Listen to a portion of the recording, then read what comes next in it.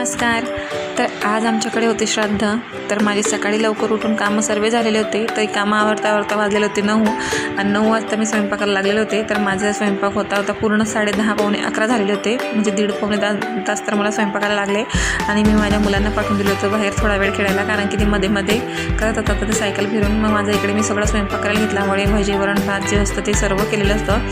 नंतर थोडंसं पोळ्या वगैरे राहू दिलेल्या होत्या बाकीच्या करायच्या. म्हटलं अगोदर पान तयार करून घेते माझ्या सासऱ्यांचं. मी तसं पान वगैरे तयार करून घेतलेलं. नंतर बाहेर आले. बाहेर अगोदरच मी त्या गवऱ्या वगैरे ज्या असतात त्या म्हणून ठेवलेल्या होत्या, पण थोड्याशा ओलसर असल्यामुळे त्या व्यवस्थित पेटत नव्हत्या. त्यांनी थोडं तूप वगैरे टाकून घेतलं. त्याच्यामध्ये ते घास असतो तो घासही टाकून दिला. नंतर दोघींनी नमस्कार वगैरे करून घेतला. नंतर मी पाणी फिरवून घेतलं आणि दर्शन वगैरे घेतलं व्यवस्थित. आणि मुलांना आवाज दिला ते येतही नव्हते. नंतर घरात आले, देवाचं पान तयार केलं देवाला उपहार दाखवायला, कारण की सगळ्यांची जेवणं बाकी होते.